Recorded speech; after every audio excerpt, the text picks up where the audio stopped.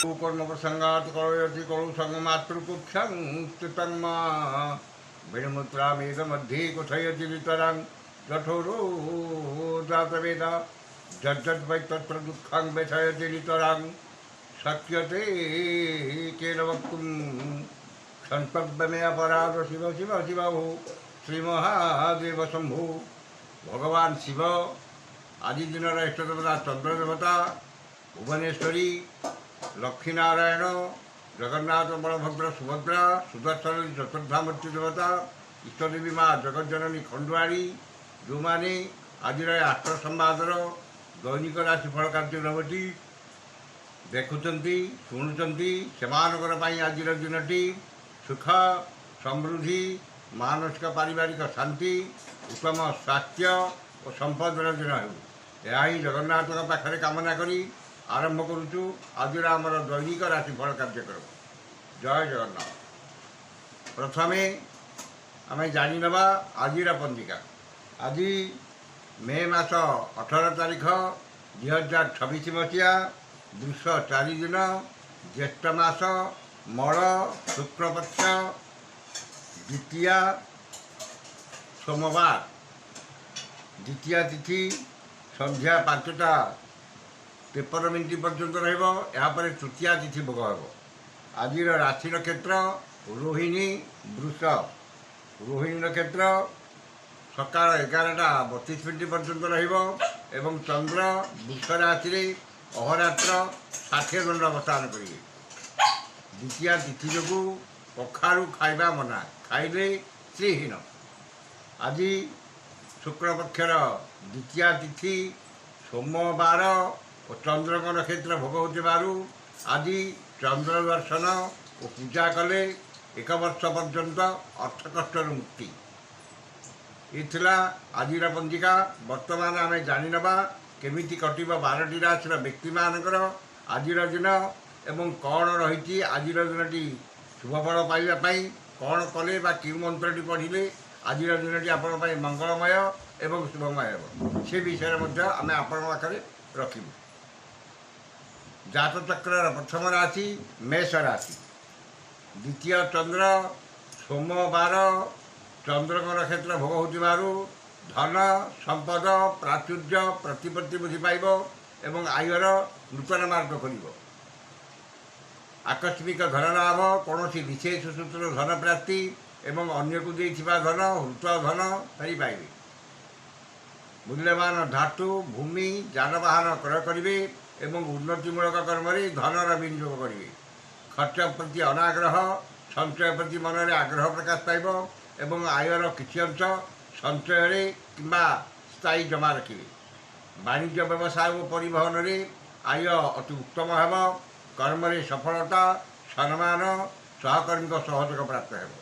जो मानकर अश्विनी और कृतिका मेष से सुफल पाइबे। शुभ रंग लाल। संख्या 11। आराधना भगवान विष्णु। वृष राशि। श्री चंद्र सोमवार और चंद्रक नक्षत्र भोग हो धन मान सम्मान स्वजन सुसंपर्क परिवार सुख शांति लक्ष्मीकर कृपा एवं सुखाद्य सुवसन प्राप्ति हो। आमद प्रमोद मौज मस्जिद अधिक आग्रह रही परिवार प्रति अधिक ध्यान रहे। मन में प्रसन्नता चालीचरण संयमता वचन में मधुरता एवं समर्थकर श्रद्धार पात्र हे।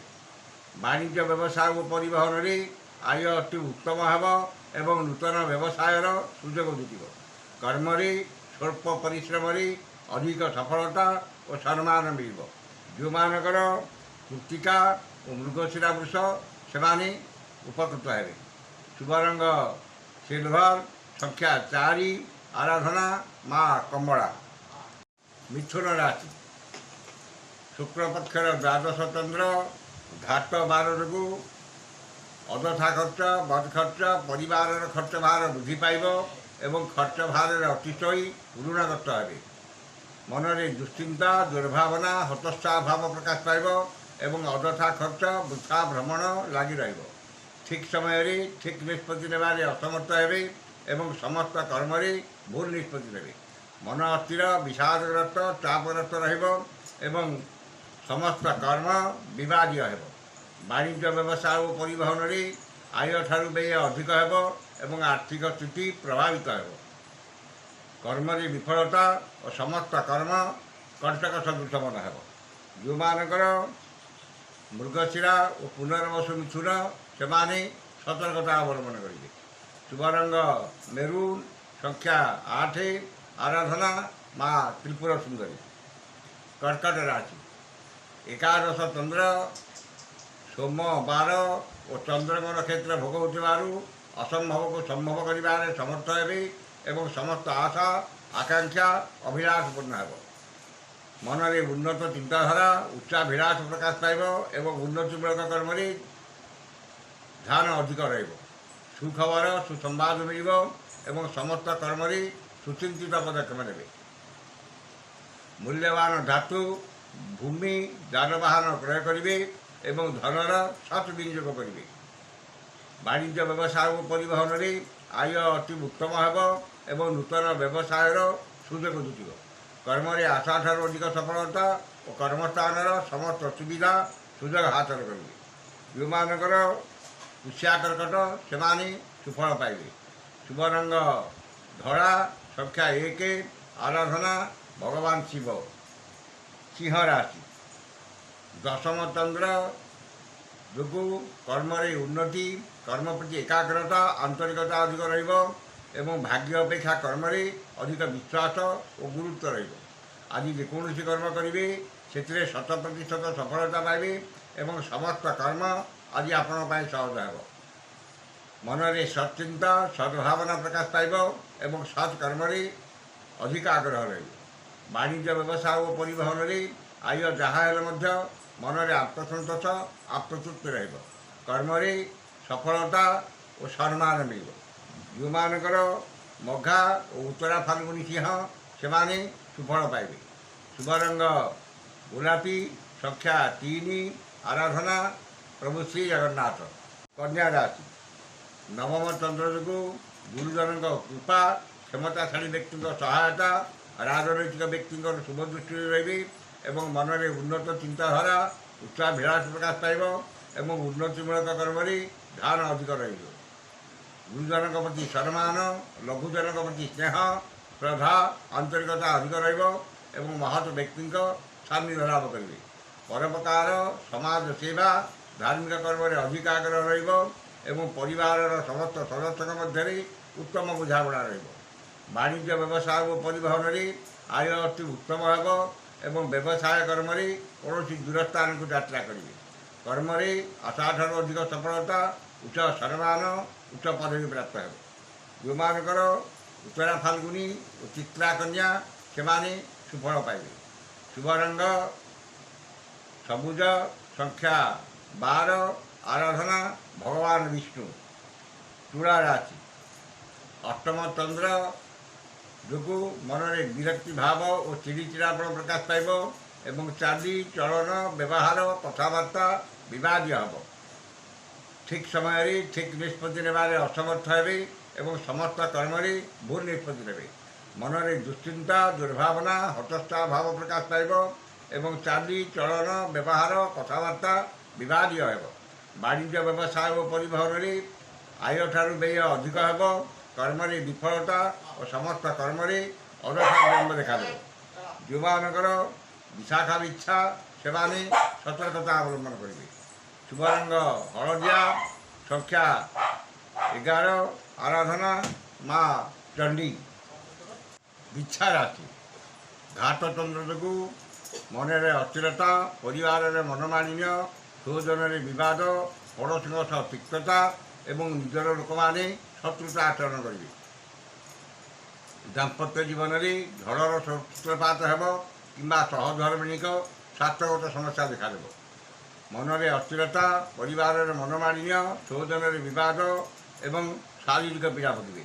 ମୂଲ୍ୟବାନ ପଦାର୍ଥ ନଷ୍ଟ କିମ୍ବା ହଜିଯାଇପାରେ ଏବଂ ଧନକୁ ନେଇ ବିବାଦ ଓ ମାନିମକଦ୍ଦମାରେ ପଡ଼ିପାରନ୍ତି। ପରିଚିତ ମହିଳାଙ୍କ ଠାରୁ ଅପମାନ ମିଳିବ କିମ୍ବା ତାଙ୍କ ଯୋଗୁଁ କ୍ଷତି ସହିବାକୁ ପଡ଼ିପାରେ। ବାଣିଜ୍ୟ ବ୍ୟବସାୟ ଓ ପରିବହନରେ କ୍ଷତି ପହଞ୍ଚିବ କର୍ମରେ ବିଫଳତା ଓ ସହକର୍ମୀଙ୍କ ଉପହାସର ପାତ୍ର ହେବେ। ଯେଉଁମାନଙ୍କର ବିଶାଖା ବିଚ୍ଛା ସେମାନେ ସତର୍କତା ଅବଲମ୍ବନ କରିବେ। ଶୁଭ ରଙ୍ଗ ଗୋଲାପୀ, ସଂଖ୍ୟା 3, ଆରାଧନା ପ୍ରଭୁ ହନୁମାନ। ଧନୁ ରାଶି, ଷଷ୍ଠ ଚନ୍ଦ୍ର ଯୋଗୁଁ ମନରେ ପ୍ରସନ୍ନତା, ଶରୀରରେ ସୁସ୍ଥତା, ପରିବାରରେ ମିତ୍ରତା, ସମସ୍ତଙ୍କ ସହ ବନ୍ଧୁତା, ଚାଲିଚଳନରେ ସଂଯମତା, ବଚନରେ ମଧୁରତା ଏବଂ ସମସ୍ତ କର୍ମରେ ସ୍ୱଚ୍ଛତା ଓ ସମୟାନୁବର୍ତ୍ତିତା ଆପଣାଇବେ। ରୋଗ, ଋଣ, ଦୁଃଖ, ଶୋକ, କ୍ଲେଶ, ମାନସିକ ଅବସାଦରୁ ସାମୟିକ ମୁକ୍ତି ମିଳିବ ଏବଂ ଦେହ ମନ ସୁସ୍ଥ ରହିବ। ଶତ୍ରୁମାନେ ମିତ୍ରତାର ହାତ ବଢ଼ାଇବେ ଏବଂ ଆପଣଙ୍କ ବକ୍ତବ୍ୟରେ ସମ୍ମୋହନର ଶକ୍ତି ରହିବ। ବାଣିଜ୍ୟ ବ୍ୟବସାୟ ଓ ପରିବହନରେ ଆୟ ଅତି ଉତ୍ତମ ହେବ। କର୍ମରେ ସଫଳତା ଓ ସହକର୍ମୀଙ୍କ ସହଯୋଗ, ପଦସ୍ଥ ଅଧିକାରୀଙ୍କ କୃପାଲାଭ କରିବେ। ଯେଉଁମାନଙ୍କର ମୂଳା ଓ ଉତ୍ତରାଷାଢ଼ ଧନୁ ସେମାନେ ସୁଫଳ ପାଇବେ। ଶୁଭ ରଙ୍ଗ ହଳଦିଆ, ସଂଖ୍ୟା 7, ଆରାଧନା ପ୍ରଭୁ ଶ୍ରୀ ଜଗନ୍ନାଥ। ମକର ରାଶି, ଶୁକ୍ଳପକ୍ଷର ପଞ୍ଚମ ଚନ୍ଦ୍ର ସୋମବାର ଓ ଚନ୍ଦ୍ରଙ୍କ ନକ୍ଷତ୍ର ଭୋଗ ହେଉଥିବାରୁ ଘାଟ ନକ୍ଷତ୍ରର ପ୍ରଭାବ ବିଶେଷ ରହିବ ନାହିଁ। ଯଶ, ସମ୍ମାନ, ସାମାଜିକ ପ୍ରତିଷ୍ଠା, ଜନସମ୍ପର୍କ ବୃଦ୍ଧି ପାଇବ ଏବଂ ସମସ୍ତଙ୍କର ପ୍ରଶଂସାର ପାତ୍ର ହେବେ। ବିଦ୍ୟା, ବୁଦ୍ଧି, ଜ୍ଞାନ, ଗାରିମା, ପ୍ରତ୍ୟୁତ୍ପନ୍ନ ମତି, ଦୂରଦୃଷ୍ଟି, ଧୀଶକ୍ତି, ସ୍ମରଣ ଶକ୍ତିର ବିକାଶ ଘଟିବ ଏବଂ ନୂତନ ବିଦ୍ୟା ଓ କଳା ପ୍ରତି ମନରେ ଅଧିକ ଆଗ୍ରହ ପ୍ରକାଶ ପାଇବ। ସନ୍ତାନମାନେ ଆଜ୍ଞାଧୀନ ହେବେ ଏବଂ ତାଙ୍କ କର୍ମକୁ ନେଇ ନିଜକୁ ଗୌରବାନ୍ୱିତ ମନେ କରିବେ। ବାଣିଜ୍ୟ ବ୍ୟବସାୟ ଓ ପରିବହନରେ ଆୟ ମଧ୍ୟମ ହେବ। କର୍ମରେ ସଫଳତା, ସମ୍ମାନ ଶୀର୍ଷରେ ରହିବ। ଯେଉଁମାନଙ୍କର ଉତ୍ତରାଷାଢ଼ ଓ ଧନିଷ୍ଠା ମକର ସେମାନେ ସୁଫଳ ପାଇବେ। ଶୁଭ ରଙ୍ଗ କଳା, ସଂଖ୍ୟା 11, ଆରାଧନା ମା କାଳୀ। କୁମ୍ଭ ରାଶି, ଶୁକ୍ଳପକ୍ଷର ଚତୁର୍ଥ ଚନ୍ଦ୍ର ଯୋଗୁଁ ଗୁରୁଜନଙ୍କ ସହ ବିବାଦ, କ୍ଷମତାଶାଳୀ ବ୍ୟକ୍ତିଙ୍କ ସହ ଶତ୍ରୁତା, ରାଜନୈତିକ ବ୍ୟକ୍ତିଙ୍କର ଆକ୍ରୋଶର ଶିକାର ହେବେ। ମୂଲ୍ୟବାନ ପଦାର୍ଥ ନଷ୍ଟ କିମ୍ବା ହଜିଯାଇପାରେ ଏବଂ ଧନକୁ ନେଇ ବିବାଦ ଓ ମାନିମକଦ୍ଦମାରେ ପଡ଼ିପାରନ୍ତି। ବାଣିଜ୍ୟ ବ୍ୟବସାୟ ଓ ପରିବହନରେ କ୍ଷତି ପହଞ୍ଚିବ ଏବଂ ଆର୍ଥିକ ସ୍ଥିତି ବିଗିଡ଼ିଯିବ। ଅନ୍ୟଠାରୁ ଆଣିଥିବା ଧନ ଫେରାଇବାରେ ଅସମର୍ଥ ହେବେ ଏବଂ ଅନ୍ୟକୁ ଦେଇଥିବା ଧନ ପାଇବାରେ ବିଫଳ ହେବେ। କର୍ମରେ ବିଫଳତା ଓ ପଦସ୍ଥ ଅଧିକାରୀଙ୍କ ରୋଷର ଶିକାର ହେବେ। ଯେଉଁମାନଙ୍କର ପୂର୍ବଭାଦ୍ର କୁମ୍ଭ ସେମାନେ ସତର୍କତା ଅବଲମ୍ବନ କରିବେ। ଶୁଭ ରଙ୍ଗ ଇନ୍ଦ୍ରନୀଳ, ସଂଖ୍ୟା 3, ଆରାଧନା ମା ବିମଳା। ଶେଷ ରାଶି ମୀନ ରାଶି, ତୃତୀୟ ଚନ୍ଦ୍ର ସୋମବାର ଓ ଚନ୍ଦ୍ର ମଙ୍ଗଳ ଉଭୟଙ୍କ ନକ୍ଷତ୍ର ଭୋଗୁଥିବାରୁ ଭାଗ୍ୟରେ, କର୍ମରେ, ଆର୍ଥିକ ଅବସ୍ଥାରେ ଉନ୍ନତି ଆସିବ ଏବଂ ଧନ, ସମ୍ପଦ, ପ୍ରାଚୁର୍ଯ୍ୟ, ପ୍ରତିପତ୍ତି ବୃଦ୍ଧି ପାଇବ। ମନରେ ଉନ୍ନତ ଚିନ୍ତାଧାରା, ଉଚ୍ଚାଭିଳାଷ ପ୍ରକାଶ ପାଇବ ଏବଂ ଉନ୍ନତିମୂଳକ କର୍ମରେ ଧ୍ୟାନ ଅଧିକ ରହିବ। ସୁଖବର, ସୁସମ୍ବାଦ ମିଳିବ ଏବଂ ସମସ୍ତ କର୍ମରେ ସୁଚିନ୍ତିତ ପଦକ୍ଷେପ ନେବେ। ମନରେ ଦୃଢ଼ ଇଚ୍ଛାଶକ୍ତି, ଆତ୍ମବିଶ୍ୱାସ ପ୍ରକାଶ ପାଇବ ଏବଂ ମନୋବଳ ଦୃଢ଼ ହେବ। ସ୍ୱଜନ, ପରିଜନ, ବନ୍ଧୁ ବାନ୍ଧବ, ସହକର୍ମୀଙ୍କ ସହଯୋଗ ମିଳିବ ଏବଂ ଭାଇ ଭଉଣୀଙ୍କ ପ୍ରତି ସ୍ନେହ, ଶ୍ରଦ୍ଧା, ଆନ୍ତରିକତା ଅଧିକ ରହିବ। ବାଣିଜ୍ୟ ବ୍ୟବସାୟ ଓ ପରିବହନରେ ଆୟ ଅତି ଉତ୍ତମ ହେବ। କର୍ମରେ ସଫଳତା ଓ ସମସ୍ତ କର୍ମ ଆଜି ଆପଣଙ୍କ ପାଇଁ ସହଜ ହେବ। ଯେଉଁମାନଙ୍କର ଉତ୍ତର ଭାଦ୍ର ମୀନ ସେମାନେ ଉପକୃତ ହେବେ। ଶୁଭ ରଙ୍ଗ ହଳଦିଆ, ସଂଖ୍ୟା 5, ଆରାଧନା ମା ତାରା। ଏ ଥିଲା ଆଜିର 12ଟି ରାଶିର ବ୍ୟକ୍ତିମାନଙ୍କର ଆଜିର ରାଶିଫଳ। ସମସ୍ତ ରାଶିର ବ୍ୟକ୍ତିମାନେ ଦିନଟି ଶୁଭ ହେବା ପାଇଁ ଉକ୍ତ ମନ୍ତ୍ରଟି ଋଷ୍ୟାଦି କରି ପାଠ କରନ୍ତୁ। ଋଷ୍ୟାଦିଟି ହେଲା ଓଁ ଶ୍ରୀ ଚନ୍ଦ୍ର ମହାମନ୍ତ୍ରସ୍ୟ ଗୌତମ ଋଷି ଅନୁଷ୍ଠୁପ ଛନ୍ଦଃ ଅଦ୍ୟ ଦିବସ ଦିବସାଧିପତି ଚନ୍ଦ୍ର ଦେବତା ସ୍ମୃତେ ଚନ୍ଦ୍ର ଦେବତା ମନ୍ତ୍ର 178 ସଂଖ୍ୟକ ମନ୍ତ୍ର ଜପେ ବିନିଯୋଗ। ଏ ଋଷ୍ୟାଦିଟିକି ଥରେ କରିବେ ଏବଂ ମନ୍ତ୍ରଟି ହେଲା ଐଂ ହିଂ ସୋମାୟ ନମଃ। ଏ ମନ୍ତ୍ରଟିକି ସକାଳେ 108 ଏବଂ ସନ୍ଧ୍ୟାରେ 108 ପାଠ କରନ୍ତୁ। ଯେହେତୁ ଆଜି ସୋମବାର ତେଣୁକରି ଚନ୍ଦ୍ର ହେଉଛନ୍ତି ଆଜି ଦିନର ଅଧିପତି ଗ୍ରହ। ଚନ୍ଦ୍ରଙ୍କ ମନ୍ତ୍ରଟି ଯଦି ଆପଣ ପାଠ କରନ୍ତି ନିଶ୍ଚିତ ଭାବରେ ଆଜି ଦିନଟି ଆପଣଙ୍କର ମଙ୍ଗଳମୟ ଏବଂ ଶୁଭମୟ ହେବ। କାର୍ଯ୍ୟକ୍ରମକୁ ଶେଷ କରିବା ପୂର୍ବରୁ ଆପଣମାନଙ୍କ ପାଇଁ ଏକ ବିଶେଷ ସୂଚନା। ଆମର এই କାର୍ଯ୍ୟକ୍ରମରେ ଆମେ ବାର୍ଷିକ ରାଶିଫଳ, ଦୈନିକ ରାଶିଫଳ ଏବଂ କ'ଣ କଲେ ଆଜିର ଦିନଟି ଶୁଭ ହେବ ସେ ବିଷୟ ନେଇ ଆମେ ଭିଡ଼ିଓରେ କହୁଛୁ ବା ଆପଣମାନଙ୍କ ଆଗରେ ରଖୁଛୁ। ଆପଣ ଆମ ଚ୍ୟାନେଲକୁ ଦେଖନ୍ତୁ, ସବସ୍କ୍ରାଇବ୍ କରନ୍ତୁ, ବହୁମାତ୍ରାରେ ସେୟାର କରନ୍ତୁ ଏବଂ ଆପଣଙ୍କର ସୁଚିନ୍ତିତ ମତାମତ ଦିଅନ୍ତୁ। ଆଜି ତ ସମୟ ସରିଯାଇଛି, ଆସନ୍ତାକାଲି ଦେଖା ହେବ ଠିକ୍ ଏହି ସମୟରେ। ବିଦାୟ ଦିଅନ୍ତୁ। ଜୟ ଜଗନ୍ନାଥ।